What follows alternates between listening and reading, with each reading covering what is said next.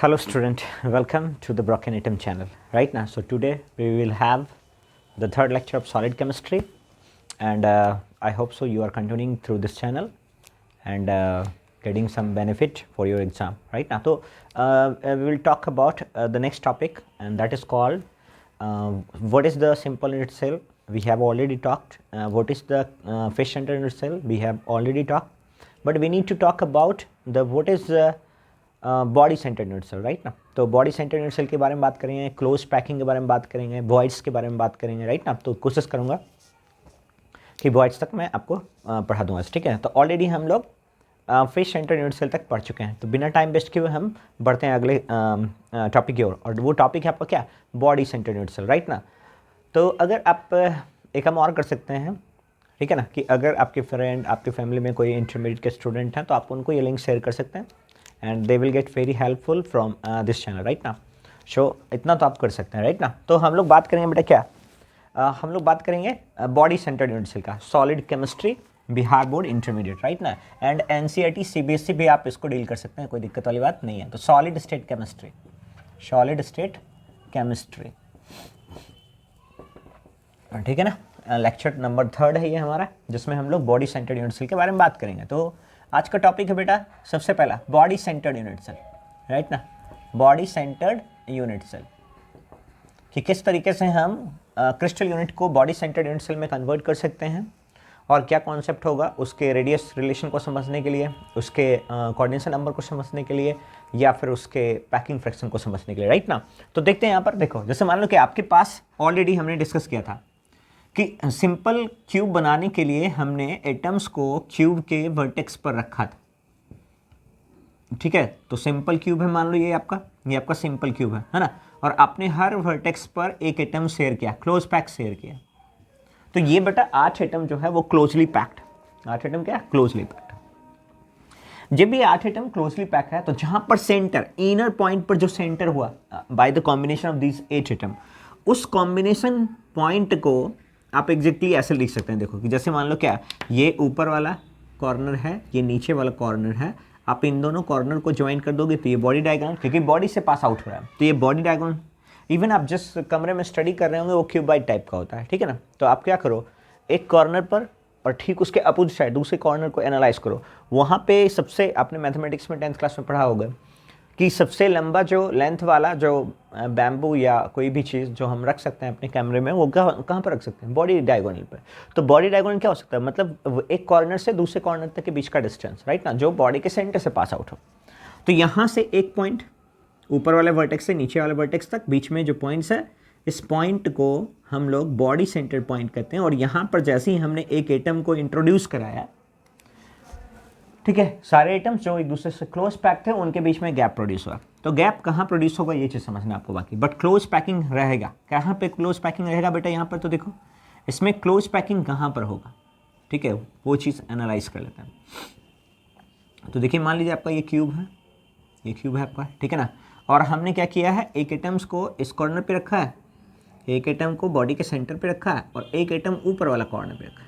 ये 3 एटम्स जो है एक दूसरे से क्लोज पैक होंगे. ये 3 एटम क्या होंगे, एक दूसरे से क्लोज पैक होंगे, राइट ना. तो यहाँ पर होगा ये पूरा इस तरीके का कोऑर्डिनेशन है. यानी कहने का मतलब क्या होता है कि vertex to vertex radius of the atoms present होगा, and in the centre of body diagram the complete whole atoms are present inside the body, right ना. तो अगर पूरा का पूरा एटम उस पॉइंट पर लाई कर रहा है, तो इसके बीच का जो डिस्टेंस होगा वो क्या होगा, 2r होगा. यानी यहाँ पर 2r है, यहाँ पर r है, यहाँ पर r है, and these are the body diagonal. ये क्या है, बॉडी डायगोनल. तो बेसिकली क्लोज पैकिंग कहाँ पर प्रेजेंट होगा, बॉडी डायगोनल. लेकिन हम लैटिस पॉइंट अगर समझना है हमें, लैटिस पॉइंट बेटर है, तो लैटिस पॉइंट यहाँ पर देखिए क्या है, कॉर्नर, और यहाँ पर है क्या आपका बॉडी सेंटर. ये दो लैटिस पॉइंट, बॉडी सेंटर. यानी इसको डिफाइन कर सकते हैं हम लोग, क्या डिफाइन कर सकते हैं कि इस टाइप के क्लोज पैकिंग में एटम्स को हमने vertex as well as body के सेंटर पर लाई किया, राइट ना. तो दैट मीन्स देखो यानी क्या लिख सकते हैं, the arrangement of atoms, the close arrangement लिख देते हैं, ठीक है ना. The close arrangement of, the close arrangement of atoms, ठीक है ना, molecules, atoms, molecules and ions, right now. So the close arrangement of atoms, molecule and ions, the close arrangement of atoms, molecules and ions, atom, molecules and ions, in which in which particles lies on, in which particles lies on, ठीक है ना, जिसमें particles को आपने कहाँ पर रखा, so particle lies on each corner of the cube, each corner of the cube, ठीक है ना, as well as body centre of the cube, as well as body centred of the cube, यानी body centre of the cube. तो एक ऐसा arrangement जिसमें आपने atoms को कहाँ पे रखा, तो एक ऐसा अरेंजमेंट बेटा close packing close configuration atom का, जिसमें आपने एटम्स को कहाँ पे रखा, तो आपने एटम्स को कॉर्नर पे रखा और बॉडी के सेंटर पे रखा, राइट ना। तो इस तरीके के क्लोज पैकिंग पर दो तरीके का लैटिस पॉइंट मिला। तो क्या क्या लैटिस पॉइंट है, देखो क्या क्या लैटिस पॉइंट है, देखो यहाँ पर, ठीक है ना। सो लैटिस पॉइंट की बात कर सकते हैं यहाँ पर, लैटिस पॉइंट। तो लैटिस पॉइंट यहाँ पर देखो क्या है, कॉर्नर है, 8 corner and one body centre, ठीक है, 1 बॉडी सेंटर। तो कॉर्नर है 8 और बॉडी सेंटर है 1, तो 9 टाइप के लैटिस पॉइंट उसमें प्रेजेंट है। मतलब टाइप में देखें तो 2, बट नंबर पर देखें तो 9 numbers of lattice points are present inside the body centres unit cell. यहाँ तक क्लियर है नाउ। अब आपको पढ़ना पोर्शन ऑफ एटम, आपको क्या पढ़ना, पोर्शन ऑफ एटम, ठीक है ना। तीसरा पॉइंट पढ़ना आपको, क्या बेटा है, portion of atom, portion of atom, कि एटम का क्या पोर्शन होगा, किस तरीके से एटम अपना कॉन्फ़िगरेशन सेट करेगा। तो दैट में देखो ऑलरेडी हमने पढ़ा है कि जो एटम्स क्यूब के अंदर है, जो एटम्स क्यूब के अंदर है, ये एटम्स क्यूब के अंदर है, ठीक है ना, ये एटम्स क्यूब के अंदर है, उधर बाहर है, राइट ना। ये वाला एटम्स क्यूब के अंदर है, ये वाला हिस्सा क्यूब के अंदर है। तो जो एटम क्यूब के अंदर है, ठीक है ना, जो कॉर्नर पर है बेटा आपका, जो कॉर्नर पर है, ठीक है ना, तो कॉर्नर पर 1/8 पार्ट है। कॉर्नर पर तो ऑलरेडी हमने पढ़ा 1/8 पार्ट, हर एक एटम का 1/8 पार्ट है, राइट ना। लेकिन ये एटम जो सेंटर पर है वो पूरा का पूरा क्या है, बॉडी के सेंटर पर है। अगर ये बॉडी के सेंटर पर है तो ये पूरा का पूरा atom inside unit cell shade है।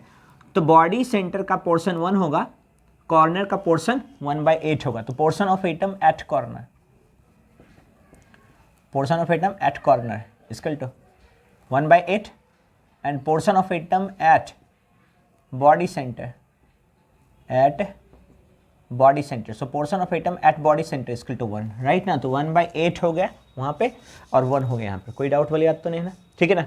तो 1/8 at corner and 1 at body centre. तो अगला की पॉइंट्स होता है आपका क्या फाइंड आउट करने का, तो अगला की पॉइंट है बेटा आपको rank of crystal find out करने का। तो 4th पॉइंट आप यहाँ से rank of crystal find out कर सकते हैं, रैंक ऑफ क्रिस्टल, ठीक है। So rank of crystal already हमने पढ़ा, जेड से डिनोट करते हैं, it is equal to the number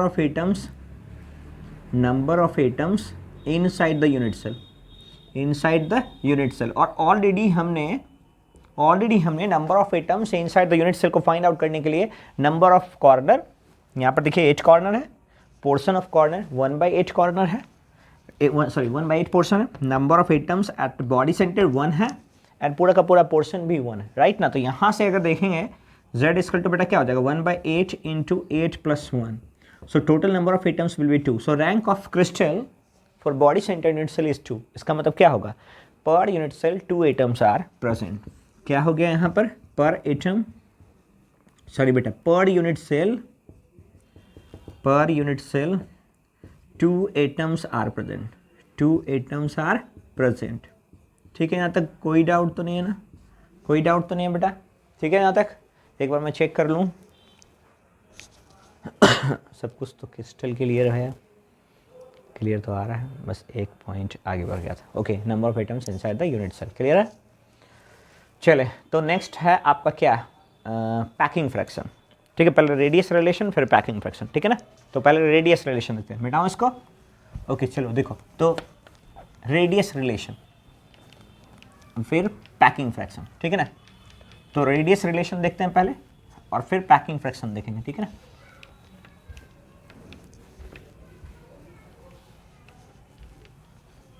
ठीक है, तो देखो बेटा यहाँ पे रेडियस रिलेशन क्या होता है, ठीक है ना, किस तरीके का रेडियस रिलेशन हम लोग यहाँ पर देख सकते हैं। तो जैसे मान लो क्या हमें पढ़ना रेडियस रिलेशन, हमें पढ़ना रेडियस रिलेशन। अब चूंकि रेडियस रिलेशन को थोड़ा बारीकी से समझिए यहाँ पे, तो यहाँ पर है रेडियस ऑफ एटम, ठीक है ना, यहाँ पर है 2r ऑफ द एटम और अगेन यहाँ पर है रेडियस ऑफ एटम। बट बेटा अगर इस पॉइंट को देखो A, B, C और D, इस पॉइंट को देखो तो आपको कोई यहाँ पर ट्रायंगल बनता हुआ नहीं दिख रहा आपको। तो क्या करेंगे आप, पहले A और C को जोड़ करके आप एक ट्रायंगल बना लेंगे, ठीक है ना। और A और C जो है आपका ये ऑलरेडी फेस डायगोनल, ये आपका क्या है, फेस डायगोनल, आपका ऑलरेडी फेस डायगोनल है, राइट ना। तो AC आपका फेस डायगोनल है, AB आपका बॉडी डायगोनल है और BC आपका परपेंडिकुलर है। तो ये परपेंडिकुलर हो गया, ये फेस डायगोनल हो गया, ये बॉडी डायगोनल हो गया। और यहाँ पर बनने वाला जो एंगल होगा theta equal to 90 degree.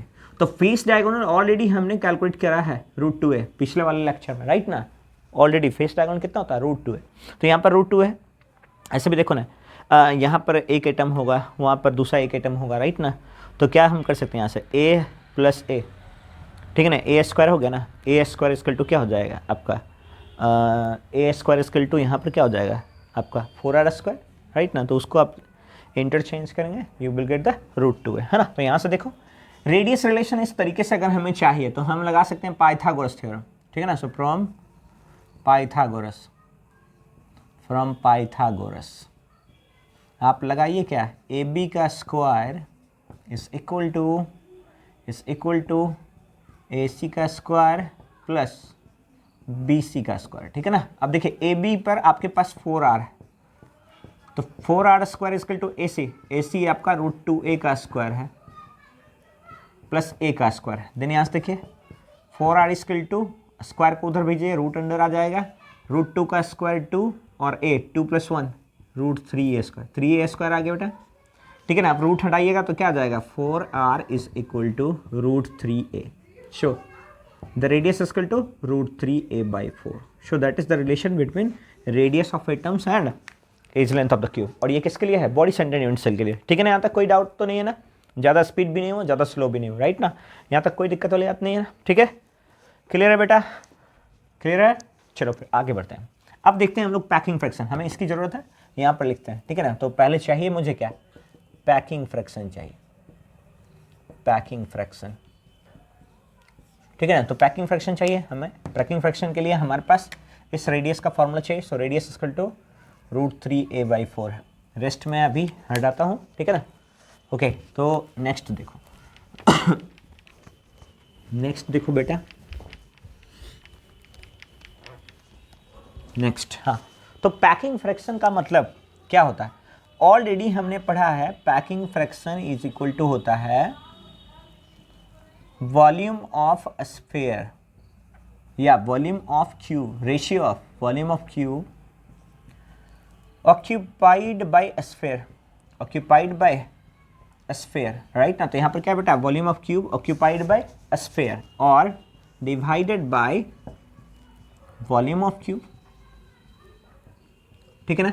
Already हमने वॉल्यूम ऑफ क्यूब पढ़ा है, ऑलरेडी हमने वॉल्यूम ऑफ क्यूब पढ़ा। तो वॉल्यूम ऑफ क्यूब क्या होता है, so volume of cube is equal to होता है बेटा a³ and volume occupied by cube, volume of cube occupied by volume of cube occupied by sphere is equal to number of atom यानी rank of crystal, right ना। तो number of atom into 4/3 πr³, ठीक है ना। तो यहाँ से देखिए बॉडी सेंटर यूनिट सेल के लिए जो रैंक ऑफ क्रिस्टल था वो 2 था, यानी बॉडी सेंटर के लिए Z2 है, तो Z का 2 रख दिया यहाँ पर। सो वॉल्यूम ऑफ स्फीयर यानी कितना आ गया यहाँ से 2 × 4/3 πr³, ठीक है। अब चूंकि ऑलरेडी आप जानते हैं r इक्वल टू यहाँ पर √3a/4 है, यहाँ पर रख दीजिएगा, आपको volume of cube volume of cube occupied by the sphere मिल जाएगा। तो कितना आ गया यहाँ पर बेटा जी 2 × 4/3 πr³। रेडियस आपके पास √3a/4 है, तो आप इस रेडियस की जगह पर √3a/4 रखिए। देन क्या हो जाएगा यहाँ पर √3a/4 का होल क्यूब, ठीक है ना, होल क्यूब, राइट। सो 4 × 8/3 पाई, √3 का क्यूब करेंगे तो 3√3 a³/4 का क्यूब करेंगे 16 × 64 हो जाएगा, 8 × 8 = 64 हो जाएगा, 8 हो गया, 3 से 3 कट गया, तो आपके पास क्या आ गया आपके पास आ गया √3 π a³/8। So this is the volume occupied by the sphere into the unit cell, ठीक है ना। अब पैकिंग फ्रैक्शन देखिए, दिस बाय दिस करना है, so packing fraction equal to क्या आ गया, so volume of cube occupied by sphere, so √3 pi a cube by 8 divided by a cube, तो ये ए क्यूब से ए क्यूब कट गया, तो अल्टीमेटली क्या आ गया, packing fraction equal to √3 pi by 8, ठीक है। और इसका पैकिंग एफिशिएंसी निकालेंगे, परसेंटेज निकालेंगे बेटा जी, तो परसेंटेज कितना होता, so packing efficiency equal to packing fraction into 100, MCQ वगैरह में देखिएगा, so packing efficiency equal to packing fraction कितना आ गया, √3 pi by 8 into 100 and that is equal to 68%, ठीक है। तो 68% जो है वो ऑक्यूपाइड स्पेस है, 32% एम्प्टी है, तो एम्प्टी क्या हो गया, एम्प्टी 32%। तो अगर यहाँ से आपको डेंसिटी का ऑर्डर या पैकिंग फ्रैक्शन का ऑर्डर देखना है, so order of packing fraction of unit cell, ठीक है ना, ऑर्डर, तो आप देख सकते हो ये भी एमसीक्यू में रहता है, order of packing fraction,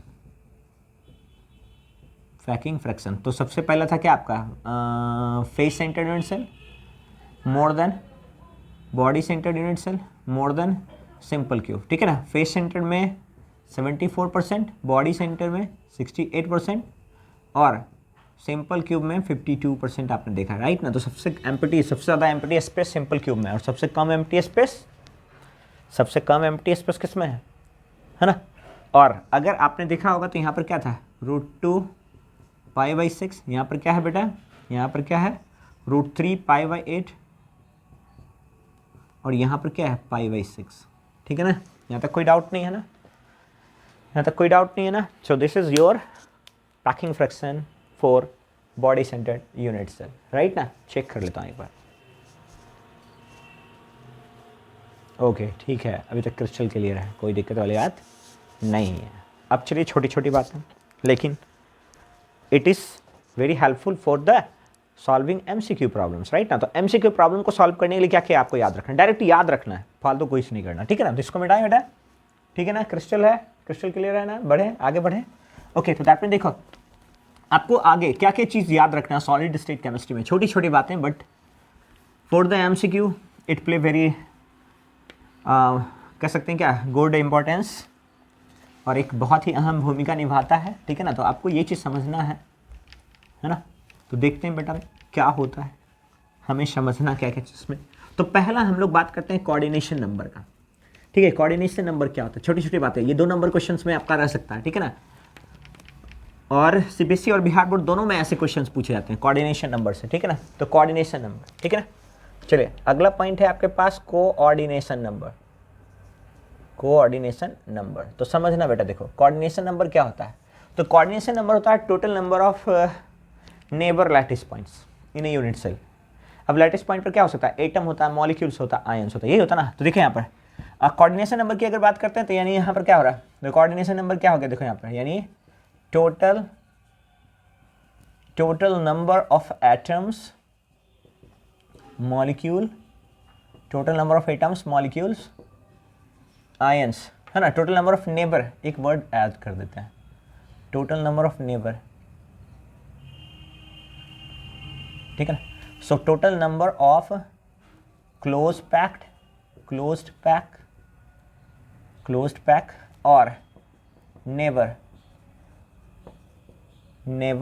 atom, ठीक है, molecule and ions present in a crystal around an atom is called, ठीक है ना, is called कोऑर्डिनेशन नंबर। उसी को हम लोग कोऑर्डिनेशन नंबर कहते हैं, ठीक है ना। तो देखिएगा थोड़ा सा हमारे पास क्वेश्चन किस तरीके का आ सकता है इस सेक्शन से। तो इस सेक्शन से आता है बेटा क्या, सबसे पहले देखो सिंपल क्यूब, पहला फॉर सिंपल क्यूब डायग्राम बनाते हुए देख लेते हैं। सिंपल क्यूब, ऐसे सिंपल क्यूब के लिए कोऑर्डिनेशन नंबर 6 होता है। काउंट कैसे कर लेंगे, कोऑर्डिनेशन नंबर 6 होता है, मतलब एक एटम सिर्फ 6 एटम के साथ शेयर्ड होता है। अब देखो बेटा काउंट करो, कैसे काउंट करोगे तुम, ठीक है ना। यहाँ पर सिंपल यूनिट सेल है, ठीक है ना। अब ध्यान देगा यहाँ पर आपने एक एटम रखा, यहाँ पर आपने दूसरा आइटम रखा, यहाँ पर आपने तीसरा आइटम रखा, यहाँ पर आपने चौथा आइटम रखा, ठीक है ना। अब ये 3 आइटम जो है, ठीक है ना, रिमेनिंग आइटम तो इससे दूर है, रिमेनिंग आइटम इससे दूर है, ठीक है ना। यानी ये वाला इसके साथ कांटेक्ट में होगा, फिर इसके साथ कांटेक्ट में होगा, फिर इसके साथ कांटेक्ट में होगा, इन तीनों चारों के कांटेक्ट में नहीं होगा। तो यानी यहां से अगर आप देखोगे तो ये हो गया आपका क्या, यानी ये हो गया क्या, atom number 1, atom number 2, atom number 3। तो एक यूनिट सेल के 3 एटम इसमें टच कर, अगर एक यूनिट सेल के 3 एटम इसमें टच कर रहे हैं तो ऊपर से सिर्फ कितने पॉसिबल हैं, ऊपर से एक यहां पर होगा, दूसरा एक यहां पर होगा बेटा, और ठीक एक पीछे होगा, ठीक है ना। तो 3 आगे से और 3 पीछे से, इसका मतलब देखो यहाँ 1 2 3, यहाँ पर 4, मतलब इस एटम के ऊपर वाला भी तो टच में होगा, इस एटम के पीछे वाला भी टच में होगा, और इस एटम के सामने वाला भी टच में होगा। तो 1 2 3 4 5 6, तो सिंपल यूनिट सेल के लिए कोऑर्डिनेशन नंबर कितना, 6। सिंपल यूनिट के लिए कोऑर्डिनेशन नंबर 6। समझ में आ गया ना। फिर से मैं बता दूँ, देखो ऐसा समझ लो, ये एटम मान लो तो ये इसके कांटेक्ट में होगा तो इसके कांटेक्ट में नहीं होगा, ठीक है ना, और फिर इसके कांटेक्ट में होगा ऐसे, और फिर इसके कांटेक्ट में होगा। तो यहाँ से इसके लिए देखो तो 1 2 3, 3 आपको सामने से दिख रहा है, 3 पीछे से हो, क्योंकि इसके ठीक सामने अंदर एक होगा, इसके ठीक सामने नीचे एक होगा, और उसके ठीक सामने एक ऊपर होगा, ठीक है ना। तो यानी यहाँ से इधर होगा बेटा, यहाँ से इधर होगा बेटा, और यहाँ से इधर होगा बेटा। तो इस तरीके से अगर देखा जाए, इस तरीके से अगर देखा जाए तो कोऑर्डिनेशन नंबर कितना हो गया, 6।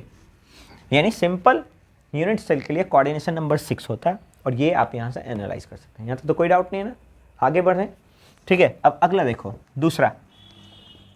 दूसरा बेटा body centred unit cell, body centred unit cell, body centred unit cell कि अगर आपके पास बॉडी सेंटर्ड यूनिट सेल, तो बॉडी सेंटर्ड यूनिट सेल को आप किस तरीके से कोऑर्डिनेशन नंबर पर सेट कर सकते हो। तो यहाँ पर ध्यान दो, देखो ये तो बहुत सिंपल है कि आप एक बॉडी सेंटर बनाइए, आप एक बॉडी सेंटर बनाइए, और उस बॉडी सेंटर में देखिए एक एटम ऑलरेडी बॉडी के सेंटर में, और सभी एटम जो कॉर्नर पर हैं उसी के ऊपर टिके हुए हैं, because this body centre lies in the deep centre of H atom. 4 atom ऊपर है, 4 एटम नीचे, ये 4 एटम नीचे, ये 4 एटम ऊपर है। तो 8 एटम के कॉम्बिनेशन के बीच, मतलब डीप इनर मोस्ट सेंटर पर जो एक एटम है, ये है आपका बॉडी सेंटर एटम। तो ये वाला एटम 8 के द्वारा घिरा हुआ है, तो इसका कोऑर्डिनेशन नंबर कितना हो जाए, 8, कोऑर्डिनेशन नंबर 8। नेक्स्ट देखो तीसरा है बेटा क्या है, FCC, face centred unit cell, face centred unit cell. अब देखिए फेस सेंटर्ड यूनिट सेल को थोड़ा समझते हैं कि फेस सेंटर्ड यूनिट सेल किस तरीके से घिरा हुआ होगा, क्या है इसका कॉम्बिनेशन, ठीक है ना। तो चलो फेस सेंटर्ड बना के देख लेते हैं। यहाँ पर ऐसे इसका कोऑर्डिनेशन नंबर 12 होता है, ठीक है ना। तो यहाँ पर देखो, पहले मैं एटम्स बना लेता हूँ, ठीक है, कौन कौन से एटम्स हैं, किस तरीके से एटम है। तो जैसे मान लो क्या, यहाँ पर 1 है, यहाँ पर 2 है, यहाँ पर 3 है, यहाँ पर 4 है, और एक सेंटर में 5, ठीक है ना। तो 4 हो गया यहाँ पर देखो, ठीक है ना, यहाँ पर हो गया 5, यहाँ पर 6, चलो देखते हैं। इसका मतलब समझिएगा पहले, देखिए इसका मतलब समझिएगा, देखिए पहले थोड़ा, ये 4 एटम प्लेन में है, ये 4 एटम प्लेन में, ठीक है, कौन से वाले, face number 1, face number 2, face number 3 और फेस नंबर 4। जो 4 आपके रूम के वॉल हैं, उसके सेंटर पर आप एक बड़ा सा फुटबॉल इमेजिन कर लो, चारों एक दूसरे को टच कर रहा हो, और ठीक उस चारों एटम के छत के ऊपर एक फेस सेंटर है, वहाँ पर आप एक एटम इमेजिन कर लो सेंटर पर, वो चारों एटम, ये वाला एटम इस चारों एटम के टच पर होगा, और ये 4 एटम ऑलरेडी हैं। तो 4 एटम यहाँ पर है, 4 एटम यहाँ पर है, 8 हो गया। अब चूंकि ये पैटर्न्स 3D जो हम क्रिस्टल लैटिस देखते हैं उसमें 3D पैटर्न्स होता है, तो 3D पैटर्न्स में देखोगे तो फिर से दूसरा एक यूनिट सेल है, और फिर से जो दूसरा यूनिट सेल है, ठीक है ना, फिर से जो दूसरा यूनिट सेल है उसमें भी वही 4 एटम्स है, उसमें भी वही 4 एटम्स है, ठीक है। इसका मतलब समझिएगा, देखिए क्या है कि अगर हम बात करते हैं तो 4 एटम ऊपर है, 4 एटम कॉर्नर पर है, और 4 एटम फेस पर है, तो टोटल नंबर कितना हो गया, 12। टोटल नंबर कितना हो गया, 12, ठीक है ना।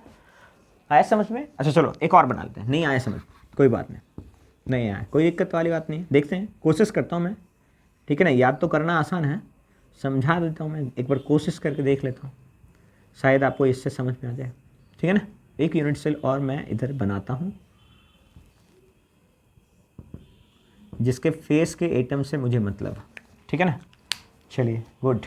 अब देखिएगा, समझिएगा, मैंने बोला ये वाला फेस का सेंटर है, एक हो गया, ये सेंटर में लाई कर रहा है। यहाँ पर पहला एटम है कॉर्नर वाला, यहाँ पर दूसरा एटम है कॉर्नर वाला, यहाँ पर तीसरा एटम है कॉर्नर वाला, यहाँ पर चौथा एटम है कॉर्नर वाला। तो 4 कॉर्नर के तो एटम टच कर ही रहे हैं। लेकिन बेटा जी 4 एटम और हैं जो इसको टच कर रहे होंगे, वो कौन से होंगे? तो ये वाला एटम नंबर 1, ये वाला एटम नंबर 2, ये वाला एटम नंबर 3 और ये वाला एटम नंबर 4। तो ये 4 हैं कहाँ के? सेकेंड यूनिट सेल के फेस सेंटर। और ये 4 एटम कहाँ के? कॉर्नर के। और खुद के यूनिट सेल में भी तो 4 फेस है, 6 में तो एक ऊपर एक नीचे है, तो नीचे वाले को तो काउंट नहीं किया अभी, क्योंकि ये चारों उसको दूर रखा है ना। तो अगेन यहाँ पर इनके टच में 4 एटम। ठीक है ना, तो हमने बोला क्या, 4 एटम एक दूसरे यूनिट सेल का हिस्सा है, 4 एटम कॉर्नर का और 4 एटम दूसरे का, तो total number of atom 12। And I hope so कि इससे बेहतर कोई समझाने का तरीका तो नहीं हो सकता। ठीक है ना, आपको समझ में आ गया यहाँ तक? कोई डाउट तो नहीं है ना यहाँ पर? तो देखो फिर से, simple unit cell number of atom coordination number 6, body centred atom coordination number 6, face centre unit cell coordination number 12। अब देखिए फेस सेंटर यूनिट सेल को 2 तरीके से हम बना सकते हैं। ठीक है ना, फेस सेंटर को हम 2 तरीके से बनाते हैं। एक होता है CCP, cubic close packing, cubic close packing.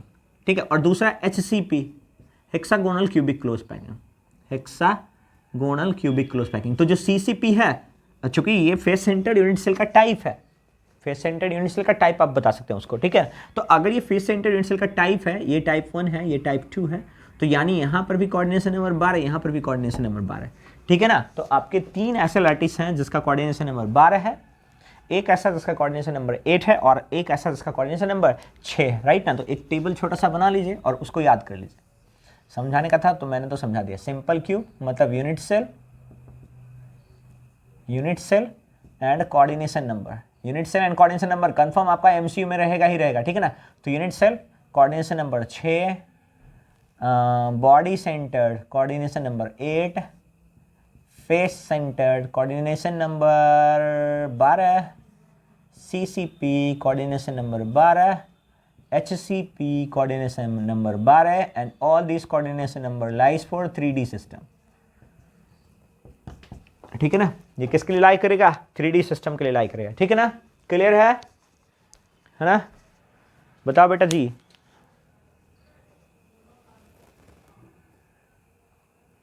बताओ बेटा जी, कोई कंफ्यूजन नहीं ना? चलें आगे बढ़ते हैं। ठीक है, आगे बढ़ते हैं, वॉइड्स की ओर चलते हैं। ठीक है ना, वॉइड्स की ओर चलते हैं। ठीक बेटा है, चलो ओके। अब देखो बेटा, अब समझते हैं वॉइड्स क्या होता है, कितने तरीके के वॉइड्स हो सकते हैं। ठीक है ना, और उस वॉइड्स का फॉर्मेशन किस तरीके से होता है समझ में? तो देखो बेटा, वॉइड्स जो होता है that is called empty space between close pack atom. Voids को आप क्या डिफाइन कर सकते हैं? The 3D empty space, the 3D empty space between the close pack of atoms, है ना। तो 3D मतलब क्रिस्टल लैटिस है तो उसमें तो 3D ही होगा। तो 3D लैटिस में 2 तरीके का आपका यूनिट्स, ये सॉरी वॉइड्स होता है। एक होता है टेट्राहेड्रल वॉइड्स और दूसरा होता है क्या? Octahedral voids. इन्हीं दोनों वॉइड्स को हमेशा समझना। ठीक है, तो देखो बेटा हम, ठीक है, तो देखते हैं यहाँ पर। देखो नेक्स्ट है चीज क्या हमें? वॉइड्स।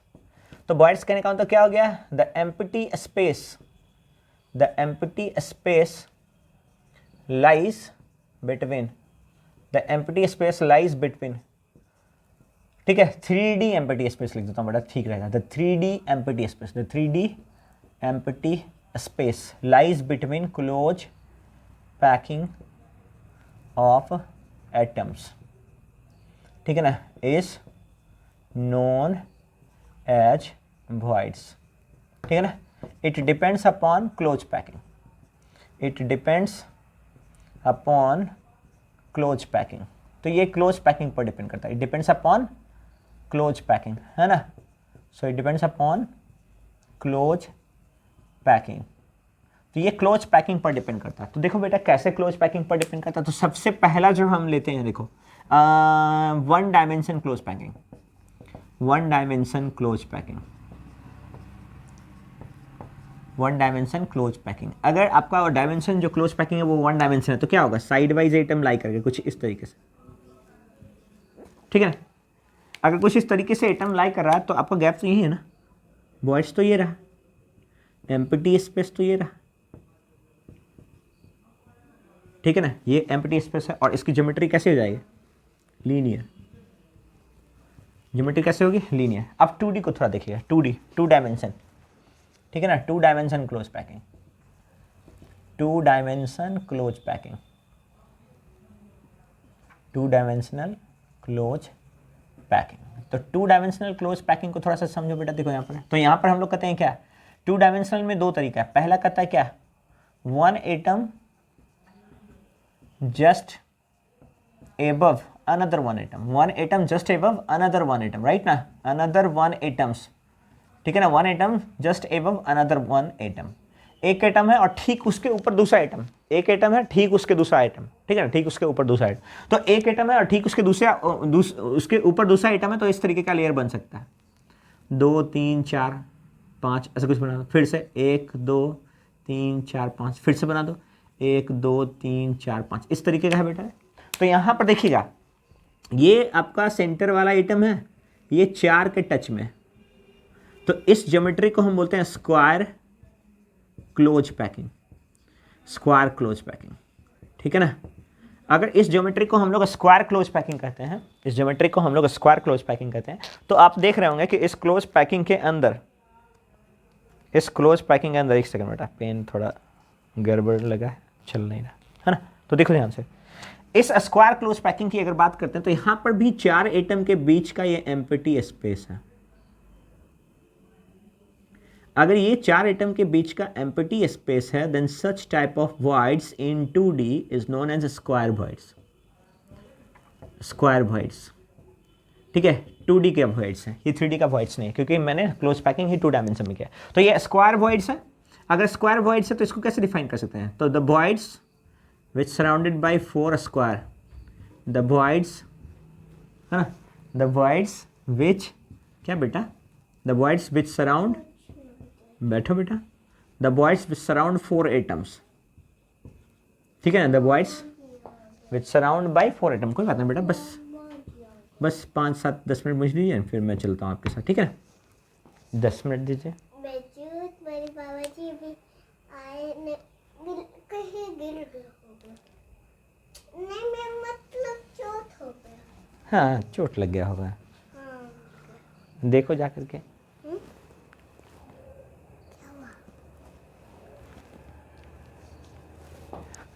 बैठो, ओके, यहाँ तक क्लियर है ना, कोई कंफ्यूजन वाली बात तो नहीं ना, ठीक है, ओके। तो अब देखो बेटा यहाँ तक कोई डाउट नहीं है, ये स्क्वायर क्लोज पैकिंग 1 एटम्स के ठीक ऊपर है। दूसरा देखो यहाँ पर, दूसरा देखो, इसको मिटाओ, इसको मिटा दो, ठीक है ना, इसको मिटाओ। चलो दूसरा चीज देखो यहाँ पे, दूसरा चीज समझो, देखो दूसरा पैटर्न सीसी का बी, तो बी क्या कहता है, 1 layer in the dispersed of, 1 layer in the dispersed of another layer, 1 layer in the dispersed of another layer. एक लेयर है और उसको दूसरे लेयर के डिस्पर्स में रखते हैं। तो देखो क्या होता है बेटा, यहाँ पर समझो, देखो यहाँ पर कुछ ऐसा कह रहा है, देखो 1 2 3 3 एटम यहाँ पर है ना, और इन दोनों एटम का डिस्पर्स फेज यहाँ पर है, तो यहाँ पर हो गया, यहाँ पर हो गया, यहाँ पर हो गया और यहाँ पर हो गया। इस तरीके से अगर आप देखते हैं तो इस एक एटम के चारों तरफ 6 एटम है, 1 2 3 4 5 6, और इस तरीके का जो क्लोज पैकिंग होगा वही कहलाया क्या आपका, देखो हेक्सागोनल, हेक्सागोनल क्लोज पैकिंग, यही क्या है, हेक्सागोनल क्लोज पैकिंग है, ठीक है ना। अब इस हेक्सागोनल क्लोज पैकिंग को थोड़ा सा वॉइड्स के लिए देखो, तो वॉइड्स के लिए कैसा कंसिडर कर सकते हैं इसको, देखो यहाँ पर देखिए 2 एटम के ठीक ऊपर एक एटम, 2 एटम के ठीक एक ऊपर एटम, 2 एटम के ठीक नीचे एक एटम, 2 एटम के ठीक एक नीचे एटम। तो यहाँ पर जो एम्प्टी स्पेस बन रहा है बेटा,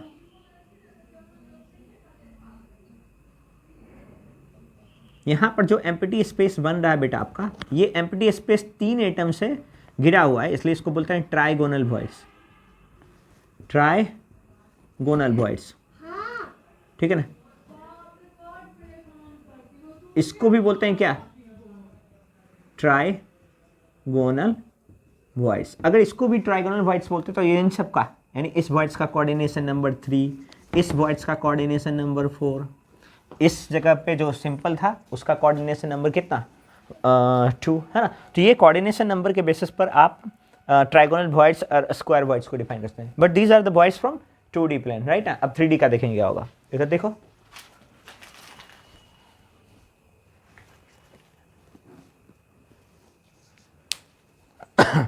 ठीक है बेटा, आगे बढ़े,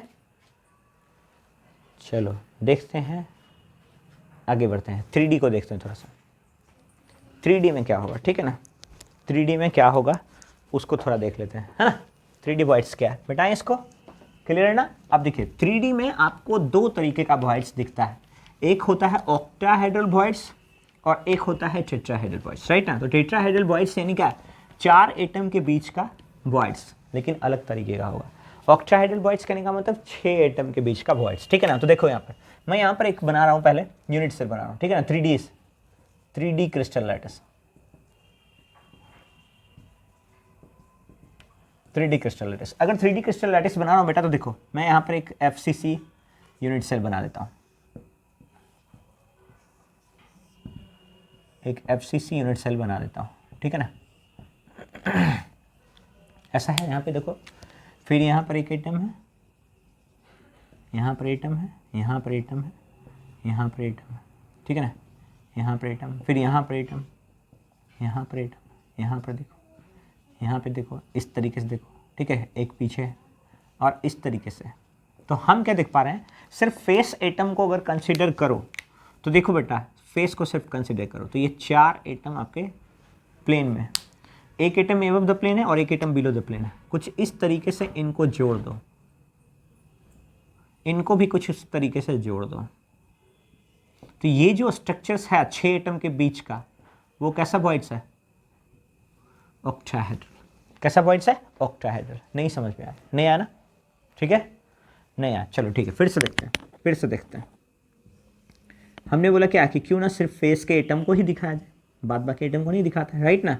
तो सिर्फ फेस के एटम को दिखाते हैं, एटम नंबर 1 और ठीक इसके नीचे atom number 2, atom number 3, atom number 4, atom number 5 और ठीक इसके सामने एटम नंबर 6। तो ये 4 जो है बेटा वो प्लेन में है, एक जो है एबव द प्लेन है और एक जो है वो बिलो द प्लेन है। तो यानी यहाँ से जो प्लेन में 4 एटम है और ठीक इसके ऊपर जो रखा हुआ एटम है, तो इसने इसके साथ भी टच किया, इसके साथ भी टच किया, इसके साथ भी टच किया और इसके साथ भी टच किया, तो ऊपर से आधा ऑक्टाहेड्रल, हाफ ऑक्टाहेड्रल बनाया।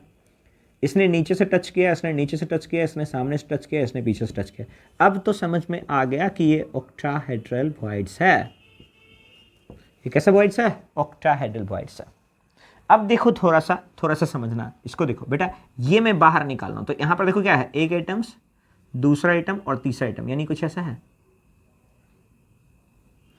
इस नीचे वाले को बाहर करता हूँ, देखो एक एटम, 2 एटम और तीसरा एटम, एक एटम, 2 एटम, तीसरा एटम। इसका मतलब क्या है, यहाँ पर जो ट्राइगोनल वॉइड्स है और यहाँ पे जो ट्राइगोनल वॉइड्स है, इस ट्राइगोनल वॉइड्स को बाहर निकालो, थोड़ा सा लार्ज कर दो, कुछ ऐसा है।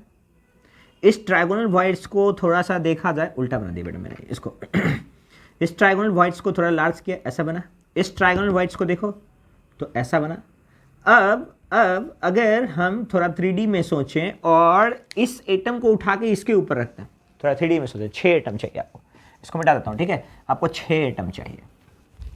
तो थोड़ा सा इसको ध्यान से देखो, पैसेंस रखो, है ना, आपके लिए ही है। मेरा थोड़ा तबीयत भी ख़राब है, लेकिन फिर भी हम ट्राई कर रहे हैं आपको थोड़ा बेहतर दे पाएँ, ठीक है ना। ये 3 देखो, तो इसको थोड़ा 3D में सोचो बेटा, इस 3 एटम के ऊपर से 3 एटम रख दें 3D में, तो क्या है देखो कॉम्बिनेशन थोड़ा सा, इन 3 एटम के ठीक ऊपर 3 एटम, यानी कुछ ऐसा है, एक atom number 1, atom number 2, atom number 3। अब इसमें क्या है, 2 एटम नीचे है, एक एटम ऊपर है। इसमें क्या है, 2 एटम ऊपर है, एक एटम नीचे है, तो इसको देखो ऐसा, atom number 1, atom number 2, atom number 3। तो कुल 3 एटम ब्लू का और 3 एटम ब्लैक का, तो कुल कितने एटम हो गए? 6 एटम। तो ऐसे वॉइड्स को हम लोग बोलते हैं ऑक्टाहेड्रल वॉइड्स। क्या बोलते हैं इसको? Octahedral voids. तो इसको क्या डिफाइन कर सकते हैं ऑक्टाहेड्रल वॉइड्स को बेटा? तो ऑक्टाहेड्रल वॉइड्स डिफाइन हो सकता है क्या? तो ऑक्टाहेड्रल वॉइड्स डिफाइन होता है क्या? इसको देखो, ऑक्टाहेड्रल वॉइड्स क्या डिफाइन होता है? तो the 3D empty space, the 3D empty space surrounded by 6 atom, surrounded by 6 atom is known as octahedral voids। ठीक है ना? तो ऑक्टाहेड्रल वॉइड्स के लिए, for octahedral voids coordination number कितना आ गया? ऑक्टाहेड्रल वॉइड्स के लिए कोऑर्डिनेशन नंबर बेटा कितना आ गया? 6 है। ऑक्टाहेड्रल वॉइड्स के लिए कोऑर्डिनेशन नंबर 6, ठीक है ना? क्यों? 6 एटम के बीच का वो वॉइड्स है। अब समझो कि वॉइड्स कहने का मतलब क्या? एक एम्प्टी स्पेस है, वहाँ पर एटम्स नहीं है, लेकिन अगर उस एम्प्टी स्पेस का एक 3D स्पेस होगा तो वहाँ पर एक अगेन स्फीयर हम रख सकते हैं छोटा सा। वो छोटा सा स्फीयर जो उस एम्प्टी स्पेस पर फिट होगा, that is consider as what? Radius of octahedral voids. तो यानी यहाँ पर आपको समझना है क्या? एक चीज और समझना है, radius relation of atom, radius relation of atom and radius of octahedral voids, and radius of octahedral voids. तो अब समझना बेटा, देखो एग्जैक्टली क्या है वॉइड्स, है कहाँ पर वो चीज़ हम लोग देखो। तो यहाँ पर क्या देखो, 3 एटम था और 2 एटम था और 2 के ऊपर तीसरा ऐसे रखा और 3 एटम में ऊपर से रखा, तो यहाँ पर एक छोटा सा रेडियस जनरेट हुआ। ये जो रेडियस जनरेट हुआ that is the radius of octahedral voids. अगर यहाँ पर एक छोटा सा रेडियस जनरेट हुआ तो आप देख सकते हो, इसको थोड़ा सा मैं अब ऊपर वाला एलिमेंट एटम्स को एलिमिनेट कर देता हूँ। इसको मैं बोलता हूँ ऑक्टाहेड्रल स्फीयर, ऑक्टाहेड्रल स्फीयर, ठीक है ना? अब हम ऊपर वाला ये वाला आइटम एलिमिनेट करते हैं, 2 के ऊपर ये एक रखते हैं। तो दैट में ध्यान देना, कुछ ऐसा यानी कह रहा है ना ये कि ऑक्टाहेड्रल जब भी बनेगा तो कुछ ऐसा बनेगा, यानी ये 2 बड़े एटम हैं और वो उस वॉइड्स का रेडियस जो छोटा सा है, ठीक है? तो हमें यहाँ पर लेट कर लो कि सेंटर टू सेंटर कनेक्ट कर दो, ठीक है ना? सेंटर टू सेंटर कनेक्ट कर दो तो यहाँ पर 90 डिग्री का एंगल बनेगा। ये स्फीयर ऑफ रेडियस आर, ये स्मॉल रेडियस ऑफ आर, ये स्मॉल रेडियस ऑफ आर, ये स्फीयर ऑफ रेडियस आर, ये स्फीयर ऑफ रेडियस आर, ये स्फीयर ऑफ रेडियस आर, और यहाँ पर मान लो ए है और यहाँ पर मान लो बी है और यहाँ पर मान लो ओ है। तो angle O equal to 90 degree है। देखो angle O equal to 90 degree, और ए बी आपके पास जो है, देखो A B R plus R, so A B equal to क्या आ गया आपके पास? R plus R equal to 2r। और ओ ए क्या है आपके पास? Small R plus capital R. O B क्या है आपके पास? Small R plus capital are, ठीक है ना? तो पाइथागोरस थ्योरम अगर बेटा लगाएंगे, पाइथागोरस थ्योरम अगर आप लगाएंगे तो आप अपने आप भी डिराइव कर सकते हैं। मैं देखूँ थोड़ा स्पेस है क्या? नहीं, थोड़ा स्पेस नहीं है ना? तो यहाँ इधर मिटाओ क्या? देखो आप देख लो एक बार, ठीक है ना? ओके 1 2 3, चलो ठीक है। फिर अब देखो वहाँ पे कर सकते हैं, ठीक है? So from Pythagoras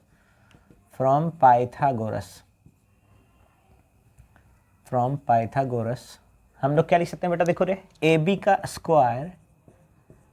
square is equal to O A का स्क्वायर प्लस ओ बी का स्क्वायर, ठीक है ना? अब ओ ए और ओ बी दोनों आपका एक ही है और ए बी आपके पास 2r, तो यानी यहाँ से देखा जाए तो क्या हो जाएगा? 2r का square is equal to O A का स्क्वायर। ओ ए का स्क्वायर यानी क्या है? यहाँ पे देखो r प्लस आर का square plus r plus R का स्क्वायर, है ना? अब इन दोनों को जोड़ेंगे तो 2r हो जाएगा। सो यहाँ देखिए 2r square is equal to, इन दोनों को जोड़िए 2r प्लस आर का स्क्वायर। यहाँ तक तो कोई डाउट नहीं है ना? अब क्या करो, आप इस स्क्वायर को इधर भेज दो, इस स्क्वायर को आप इधर भेज दो, ठीक है ना? ये वाला स्क्वायर है ना, आप इधर भेज दो। जब स्क्वायर को हम इधर भेज देते हैं तो क्या आ जाता है? यहाँ पर √2, है ना? इस स्क्वायर को इधर 2r का स्क्वायर, सॉरी बेटा यहाँ पर 2r का स्क्वायर है, ठीक है ना? तो हम लोग क्या करते हैं, उस इस स्क्वायर को इधर भेज दो, देन क्या आ गया? 2r is equal to √2 into r plus R. यहाँ तक तो कोई डाउट नहीं है ना? ठीक है ना? यहाँ तक कोई डाउट नहीं है। अब समझो, देखो बेटा यहाँ पर हम लोग क्या कर सकते हैं, इस √2 को अगर इधर भेज दें, √2 को हम इधर भेज दें तो क्या आ जाएगा? 2r by √2 is equal to small R plus capital R, मतलब radius of voids plus radius of sphere. अब देखिए √2 को 2 से कट कीजिए, √2 आ जाएगा। इसका मतलब यहाँ पर क्या आ गया आपके पास, √2r is equal to radius of sphere, sorry radius of voids plus radius of sphere, ठीक है ना। अब हमें क्या चाहिए, रेडियस ऑफ ऑक्टाहेड्रल वॉइड्स का रिलेशन रेडियस ऑफ स्फेयर के साथ, तो r को इधर भेज दो, देन क्या आ जाएगा, √2r minus r is equal to small r। अब देखिए यहाँ पर r कॉमन है, r कॉमन है बेटा, कॉमन ले लीजिए, यहाँ पर क्या आ जाएगा, √2 माइनस 1 बाई r। अगर √2 की वैल्यू को देखोगे तो यहाँ पर क्या आ जाएगा, √2 की वैल्यू को देखोगे तो 1.414 माइनस 1 इक्वल टू r। सो 1 माइनस करोगे तो कितना बचेगा बेटा, 0.414, ठीक है। सो 0.414 r equal to r। So this is the radius relation for octahedral voids, ठीक है ना, ऑक्टाहेड्रल वॉइड्स। क्लियर है ना। ओके, फिर यहाँ तक काफ़ी आज के लिए, चलें ठीक है, फिर सी यू टुमारो, टेक केयर।